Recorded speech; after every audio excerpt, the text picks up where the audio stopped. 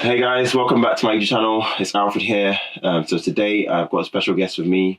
You guys have probably seen him. He's got a big YouTube channel, about 20,000 subscribers at the moment and growing. I'm sure he's gone on to probably get to 100k very soon. He's doing really well in the property industry up in the West Midlands. I'm sure you probably can guess who it is. Without further ado, Saj Hussain, thank you for joining me.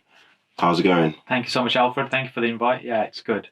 No worries. Good not to have to travel too far. yeah, exactly. I'll come to your patch today. Yeah. So Saj, obviously, thanks for joining us on here. So this normally runs as like a simple chat, interview slash, and what we want to try and do is try and give as much value to the people. So I want to kind of start off with the very basics and kind of get more advanced.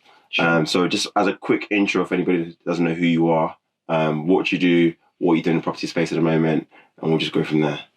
Sure. So I've been involved in property about 15 years. I've done lots of different strategies over that time.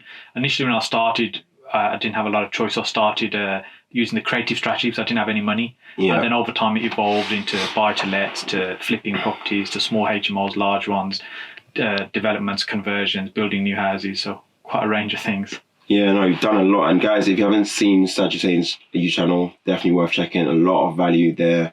Literally all types of projects. The do's and don'ts, the things, the bads as well, which is good as well, because in the property industry, especially on Instagram, everything's kind of glorified and made to look amazing. But in the property development world, things do go wrong. I think stuff got stolen on site. Builders going bust. All these things happen. It's a real life experience, and we want to try and bring this out and put it in the open that yes, property has its rewards, but there is a journey you have to follow and a process you have to kind of go through to benefit to reap its rewards. So let's quickly jump into it then. What's been the biggest challenge that you haven't shared so far on any channel? Like, what's been the biggest challenge for you in your property investment journey so far?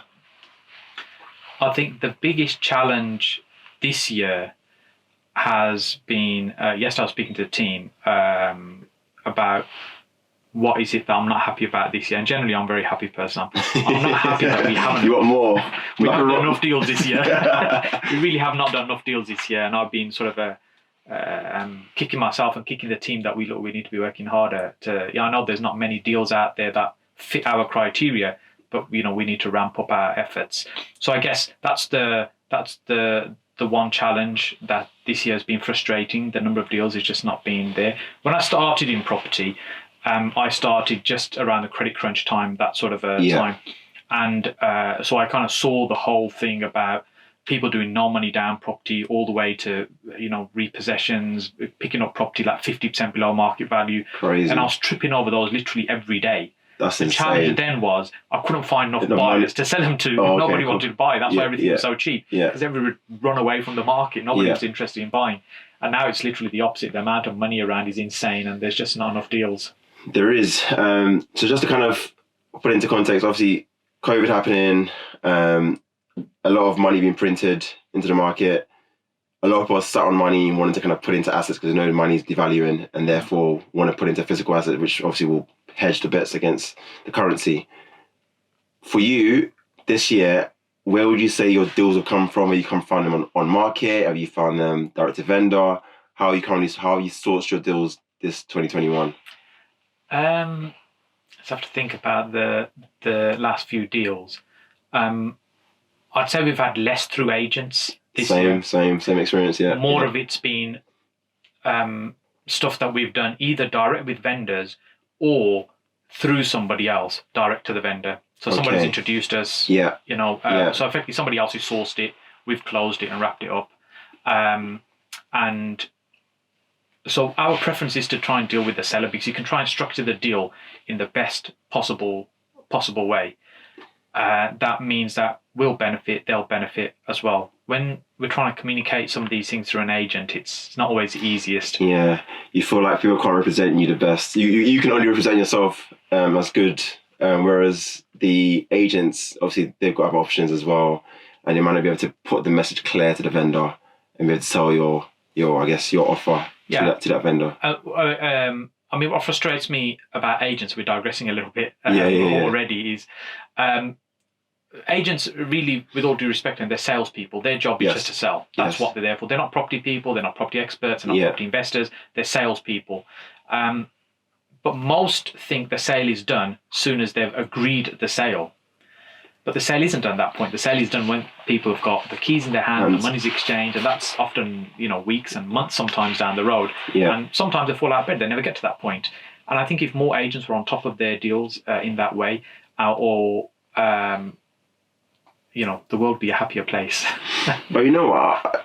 There's some instance where I do like it when agents don't chase you that much, because in some cases where like I'm structuring a deal, I might not necessarily have the money ready available, even though I present myself as a buyer, ready to buy, blah, blah, blah. More time, I'm kind of trying to make the deal happen once offer is accepted. So you kind of, in a way, sometimes you do kind of want that grace period, which obviously in your case, if you're someone that's like me, kind of trying to make the deal stack and make it work and get the money available, then you're like, you don't want the agent threatening to put it back in the market because you're taking too long, solicitors are taking too long.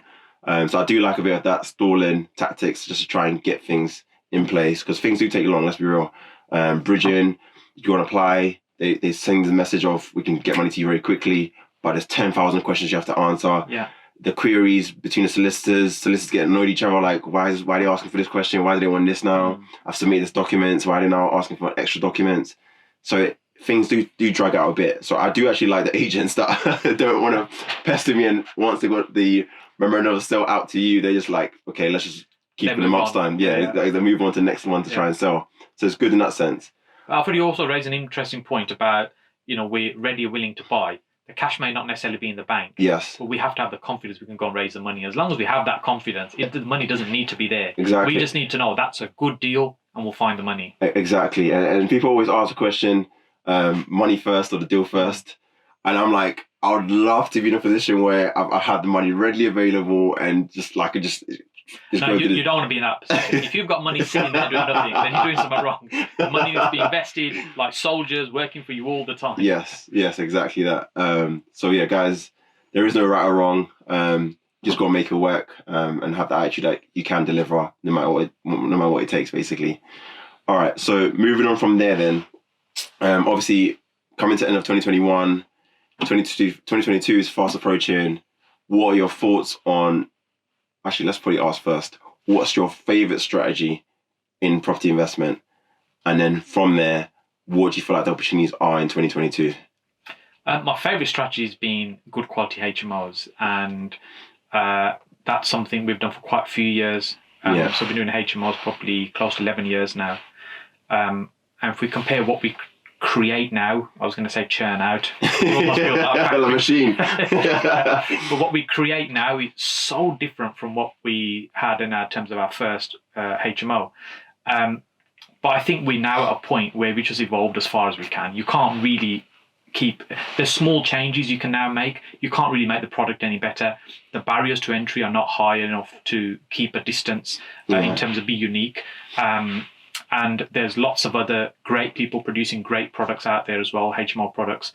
So, next year or even this year now, we've started to slow down the number of HMOs that we're doing. Yeah.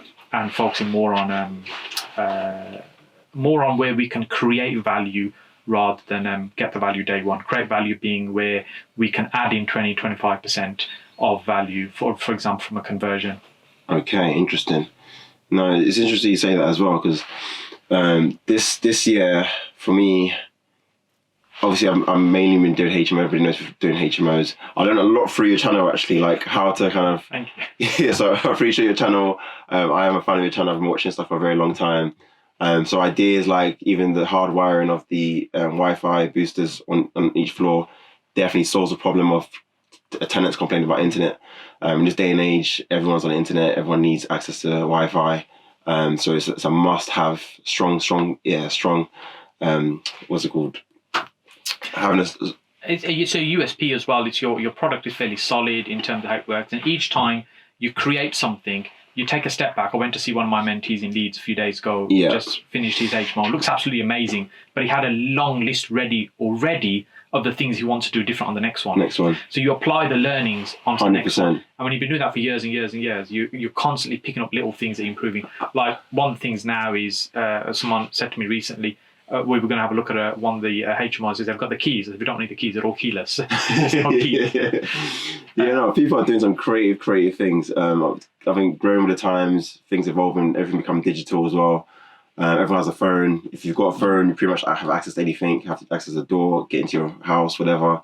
So it's, all the smart technologies is definitely coming into the property market. I personally love it because for me, it's like it just seems seamless. Like it's just, Yes. I mean, it's less hassle for us to deal with. Obviously, technology has its problems as well. So that's the only downside of it, because if things don't work in, then it's like tenants are very quickly on the phone. I need this now. Internet's not working in the house. I need this now. I can't get into my door. The PIN code is not working, or the touch thing's not working no more. So it can get really messy very quickly. So kind of bringing it back then. So in terms of 2022, have you got a monetary value as to what you want to try and portfolio-wise add to the current existing portfolio you already have? I tend not to think about it in terms of monetary terms. Okay. I tend to think about it, okay, we want to be closing 1 deal, 2 deals a month. Interesting, that's okay. Really so 2019, we were doing 1.5, 2 deals a month. 1.5 being some months we'll do 2, some months we'll do 1. Not bad. And is that all your projects or client projects as well? Like what? We don't do any client projects. Okay. So it's there'd be partners involved in a lot of the projects in terms of funding, either joint ventures or they've lent money for projects. That's how we tend to. That's how we can do it. Yes. There's no bottomless pit of cash. Cool. But in terms of the infrastructure to be able to do that, to turn that around, that was all there. And then as we started going to lockdown, all that kind of slowed right down, and we've restructured slightly as well in terms of what we're doing. Then started reflecting about actually, do we still want to do lots and lots more HMOs going forward? So I guess we've evolved our thinking as well in the last couple of years, has helped us do that. But in terms of monetary figure, I tend not to think about it in terms of how much. Yeah. It's more how many. Interesting. And do you put a monetary figure against the deal size? So i.e. houses worth a certain price bracket, 300 to 500 So for grand. example, we're looking at more development sites. We're happy to buy something up to about £2 million in terms of purchase price. Yeah. The GDV on that will vary depending on kind of what it is. But that's what I look at. So if somebody brings something to me for 15 million, I just kind of glaze over. I'm not interested. I'm not interested because I learned a long time ago, you've got to stay focused. You've got to put the blinkers on, and you'll see 100 amazing opportunities a week. But 90% of them are not going to be in fit with what you're doing. They'll waste your time, they'll waste your energy, they might even waste your money. You might benefit from them, but if you stay focused on that one thing you're doing and do it really, really well, and you'll do so much better than that. That's what I've learned. So I've disciplined myself to just tune out to anything that doesn't fit into what we do. Yeah, no, I respect that. And guys, see, I'm not the only one that wants to be focused on what it is they want to achieve and set out to become the master or dominate in that space. Because when there's the whole thing of diluted efforts, when you start looking at too many things, it's because there's so many different strategies, like in property, like dual sourcing, HMO, BRR, rent to rent SAs, all these, they're great. Don't get me that these are all strategies you want to get involved in if they're for you. But I think when starting out, for sure, pick one, become the master of that, dominate that space. Then if you want to kind of try something out, you can, or even leverage somebody else to kind of get who's already established in that space. Because that's not a shortcut. You can partner up with someone if they need funds, for example, is where they're needing to kind of scale. That's your way in. You provide the funds, they do the work. You're now in that space and not having to now become an expert in that space as well, and still carry on in your own lane and keep things moving forward. So focus is definitely a massive thing. I think something people should be taking into 2022 with their property investing journey. I think, Alfred, when we get started in property, we get seduced by how much money you can make in property. That's really what everybody's in. There's no other reason anybody does. We're not fascinated by the architecture and stuff. Yes, exactly. It's really, wow, you can make how much? I'm in. Yes, exactly. And then it's a case of, well, which is the right strategy? Which way do I go? I mean, this guy over here is making amazing amounts of money from HMO. Somebody over here is doing developments. So somebody over there is doing service accommodation. They're all making money. Which strategy do you follow? Yeah. And often we follow the one that we are most impressed by. Yes. But I think what we should really be doing is thinking about which one aligns with, what our strengths are. Our goals are, yeah. So for example, if you're somebody that's a people person, you understand people, you're great in sales, the front end kind of stuff, then you're going to do well in rent to rent and that kind of thing, because you'll be great with the agents, with the tenants. you'll probably need some support on the system side. But whereas if you're, for example, somebody that's very introverted, you're brilliant behind the screen, Yeah. you're going to struggle with some of these more people type skills, for example. 100%. And if you pick a strategy which is mostly going to be based in doing things that you are least comfortable doing, you're never going to be performing as well. Yeah. I know some people talk about, okay, identify your strengths and weaknesses and focus on your weaknesses to improve them. I think identify your strengths, multiply on those, yeah. and just double down on that, and let's get even better at what you're good at. Exactly. And outsource the rest of it. Absolutely. Yeah. Get other people to help with the rest. People don't understand the whole power of leverage. They think they have to do it all.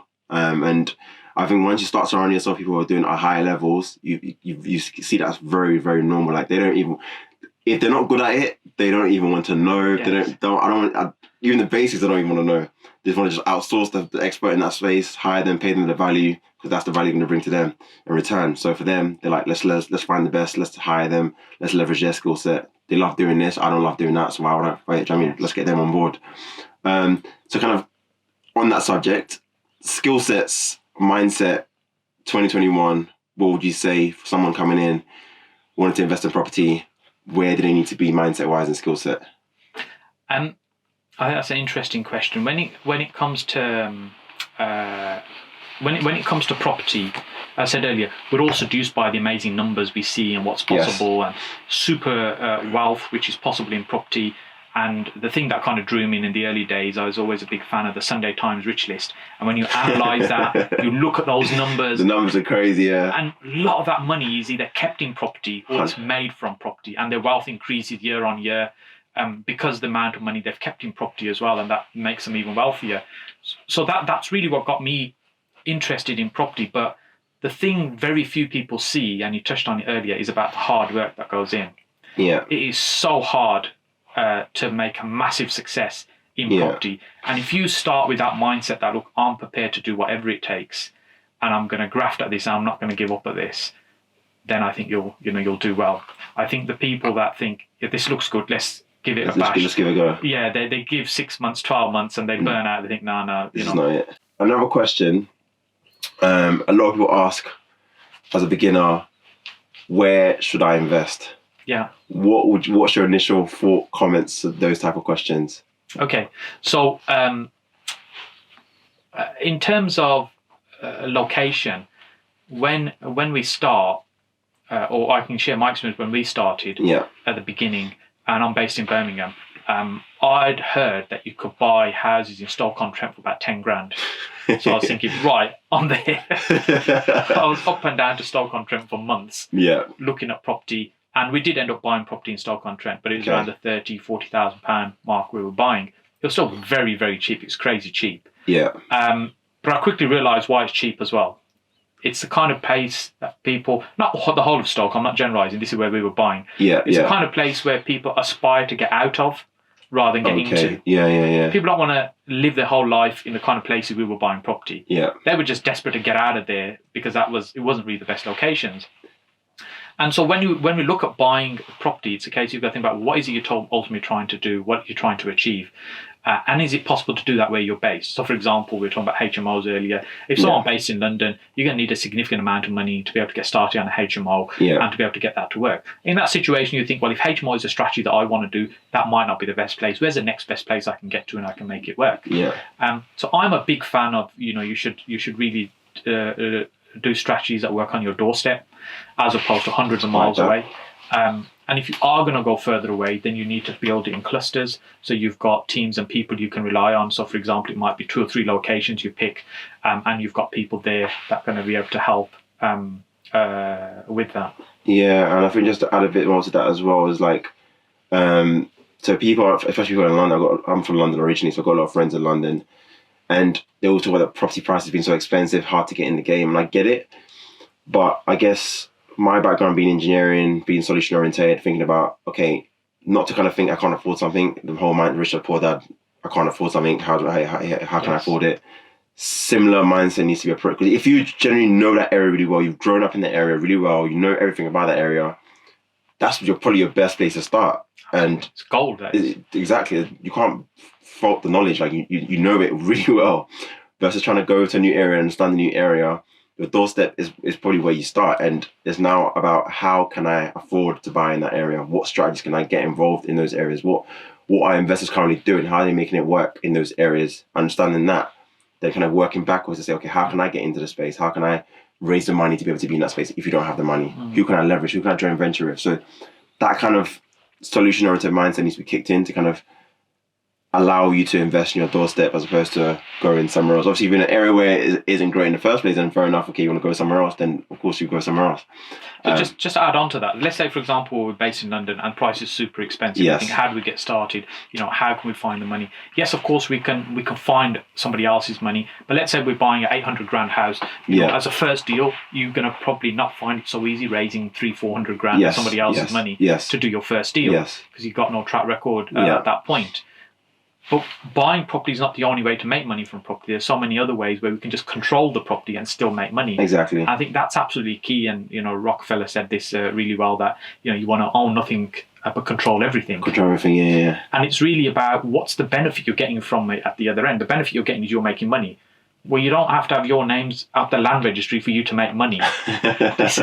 You just need to be able to control that property so you're the one making money from it. And that could be as simple as just sourcing a property and locking it in and finding another buyer for it. And, even if you're in a super expensive area, you can do things like that. You can partner up with the owner of a property to add some value to it. For example, let's say you only got 20-30 grand. Well, that could be enough to make a property look better than it already is. Yeah. Sell it on in the way of an assisted sale, something like that, where you're just partnering with the owner and controlling the property to sell. No, good. Well, okay. Next question for you, Saj. So I want you to kind of share some of your, I guess, worst experiences in property. I know I've seen some of your videos, builders going bust and handling that. Actually, probably let's share that. Like, how was the experience for people that don't know? An event where you had a builder on site doing a job, maybe they go bust, maybe not do the quality work, and you want to change builders. What was your mindset at that time? What was your approach to being able to move from that scenario and move forward? Yeah, I suppose, I can look back at it and say, think about all the painful stuff that happened. Or I can go back and look at it and think, actually, what good came from that? Well, the good that came from it, the builder went bust, wasn't happy about some of the stuff he was doing. So that means he was off site anyway. So now we got control of the site. Yes. So we can finish it the way we want. The other way of looking at it is, well, it cost us a load of money. We kind of spent way more than we needed to because we had to rectify a lot of things and we had issues on site that way. But we touched on it earlier that property is a people business and you have to build and maintain relationships. Yeah. And if things aren't working, for example, with somebody that's doing a project for you, you've got to be able to be open and communicate that with them early. And if it, you just can't get any sense out of that situation, can't get it to work, then you've got to decide at what point you draw the line under it to move on. At the end of the day, if someone's, you're dealing with somebody who's giving you a really hard time, that's their experiences, their life, their challenges, whatever's going on in their life is being projected on you at that moment in time. Yeah. It's not necessarily you're the one that's frustrating them. It's everything else that could be going on for them at that moment in time. You just got to handle and manage that situation and think, okay, how can I just come out of this in the best way for it to work for us and not for it to be a disaster. I know we've had it with many times with tradespeople where a recent mistake I made is on a property where I gave a job to a decorator to do some decorating that I hadn't worked with before, and it came on a referral from a couple of people, and then he wanted paying half the money up front as well, which we never do. But I thought, guys, he seems never. nice, and even with all our experience, you know what, he seems like a nice enough guy. It's come from a couple of referrals, that's fine.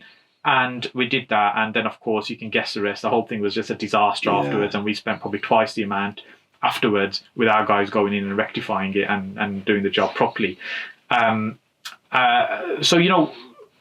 one's perfect. We're always going to make mistakes. It's how we respond and react to those, and what we do with those situations. And every day is a challenge. And I see my life as just managing problems. That's what I do every day. I say to people, property is all about problem solving. Yes. I guarantee. I don't care how experienced, whatever. You're literally solving problems. Things happen, and you got to be able to react to the problem. Sometimes sometimes you can't even plan for this stuff. Like we wake up one morning and something's gone wrong. Site tools have been stolen. Your builder's tools have been stolen. All these things happen. Materials have been stolen off site. What would you do? You got to keep moving forward. Yeah, property is absolutely full of problems and challenges. It doesn't mean that you don't get involved. It just means that you come in prepared. You know you're going to be dealing with problems and challenges all the time. I had a call with somebody last night. One of my mentees, in fact, she was really stressed out, and she goes, "I'm just about to sell the property she was talking about." I said, "Why do you want to sell it? It makes really good money." "I'm just fed up. I'm just stressed with this." I said, "That's how you're feeling right now at this moment in time." Yeah. I said, "Let's just get over this. Let's get it dealt with. In a few months' time, you won't necessarily feel that way about it." But it's how we react and respond to things. And, as long as you know you've got to be dealing with all these issues and challenges and you take it as part of your stride, you'll get through them, and then you'll look back and not necessarily laugh, but you'll look back and benefit from them. Yeah, it's all a journey, guys. It's all a journey. Just got to take one stride at a time. All right. So, Saj, another question I've got for you is, I know there's a lot of, in this current world, there's a lot of distractions. There's a lot of staying focused is very hard. But for you, are you currently investing in any other asset class outside of property? And if you are, what is it? If you're not, why not? If it's not bricks and mortar, I'm not interested. Yeah, it comes back to that blinker thing. I know there's so many other things we're probably missing out on. Yes. By not getting involved in. But it comes back to that blinker thing. It's a case of, look, we stick to doing what we know well. We constantly improve our knowledge. We get better and better at what we're doing.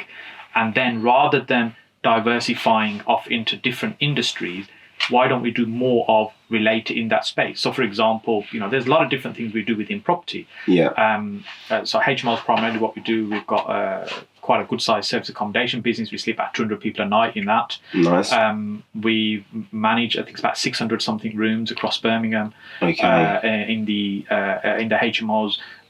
We've got our own property maintenance teams as well. I do the training and mentoring. I spend time on YouTube as well in terms of the channels we talk about.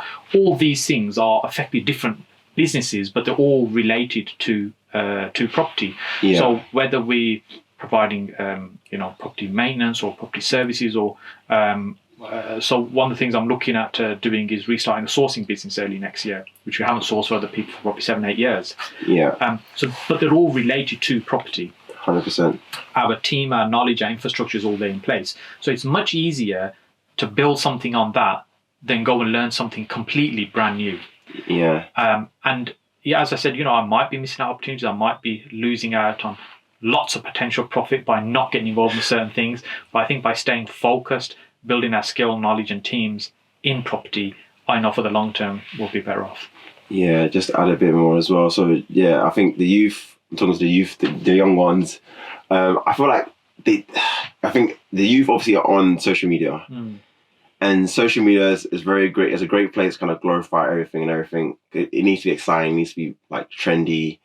So like crypto is one thing people look to try and invest in. Obviously stocks and shares always been there. But there's all these people that are kind of showing the lifestyle they've gained from what they've invested in. Yeah. I'm not saying any asset class is good or bad. Like myself, I'm mainly focused on property at the moment. Not saying I'm going to go to an asset class later on in life, but I do want to stay focused now, build some solid foundation. And then maybe if I decide I want to move somewhere else, I will do so in terms of asset classes. But just when you're young, I think it's just good to maybe, explore your options to see what's available, but don't start actively trying to do every single one of these strategies, or investing in each of these asset classes. I think, like you're saying, find the one you think you've got the best strengths in and literally go forward with that. And then kind of just literally block out the rest. It's very, very hard. But I don't know, what would you say is the key to even focusing? I'm just thinking this in my head now. How do I stay focused? It is super hard. There's no easy answer to that. I'm showing my age now as Uncle Saj. But Uncle Saj. when I was in my 20s, there was no social media. Yes. There was no, and I actually, one of my the business I ran previously before I got involved in the property was IT, and we were building websites for the first time at that time for our clients and stuff. And they're the first time they had websites. It's the first time we were putting computers on desks, connecting computers up. So this is quite a few years ago. Yeah. And the media. The only access to media you had is what really you were going to fed through to the main newspapers and TV, and that was it. Okay. The 3 channels we had. Yeah, there was yeah. no in Channel 4. Channel 4 and Channel 5 came later. So, you know, when we contrast that with what we have today, where, you know, there's just so much available in terms of at the palm of our hand, in terms of, for example, like Instagram and stuff. And we see the lifestyle of what people are living. Now, some of it is displayed in that way because people just want to show their best side, and some of it is because that's, you know, what people's lives are, and some of it is just plain fake. It's, you know, it's just being dressed up just to kind of attract attention and stuff like that as well. The challenge is when you're seeing that, how can you tell which is which? It's really hard, and it's coming back to your question about how do you stay focused. I think not getting distracted with these things. If, you know, for example, if you're interested in property, you spend your time learning about how to make money from property, not how other people have benefited, not the cars they're driving, the holidays they're on, the watches they're wearing. It's how did they do it? Yes. And, you know, I've got hundreds of books in my book collection, and a good proportion of them are just biographies about how did they get to. Yeah. How did they, like the guest speaker we had at our last property meet, Neville Wright, worth about 120 million. How did he go from having nothing, barely been able to read or write, to £100+ million business? Yeah. Do you know what I mean? So those are things that inspire me. Yes. When I see that in people, I look for the characteristics of what is it they're talking. And any successful person you speak to, they'll just give you essentially what it boils down to is discipline. If it's important enough for you, you'll do it. Yeah. Yeah. If it isn't important, you'll find an excuse. True. And so in our property business, we do really well. When it comes to looking after my health, it's the opposite. Do you know what I mean? Okay, I haven't been to the gym. Why haven't I been to the gym? I know I should go to the gym, but I haven't been to the gym. Why? Because something else came in the way. Oh, this excuse. But they're all excuses. I could have made time. Yes. I could have got up an hour earlier. Yeah. I could have prioritized it, but I chose not to. Yeah. So the only person that you can blame is the person you look at in the mirror every day. Yeah. So it's all about personal choices, which is really hard. It's easier said than done. But if it's important enough to us, we'll make it happen. No, interesting. Snap, I had one question in my mind, just got out of my head. Sorry, I threw you there a bit. Yeah, that's all right. It's all right. Final question. Yes. Okay, cool. So, Saj, final question. I want to know what your thoughts are on this. Do you feel like you would ever stop what you're doing, like slow down, basically, just call it quits, sit back, relax? Do you think that's for you, or do you think you're going to keep going to the end? Yeah, I think I'll give you the short and long answer. The short answer is no, they're going to carry me out in a box. I'm not stopping. The long answer is, you know, you have to think about what drives you. And, you know, we came from a fairly humble background. As majority of people, my story is no different from many people, kind of, you know, from a humble beginning, not having very much and aspiring for more.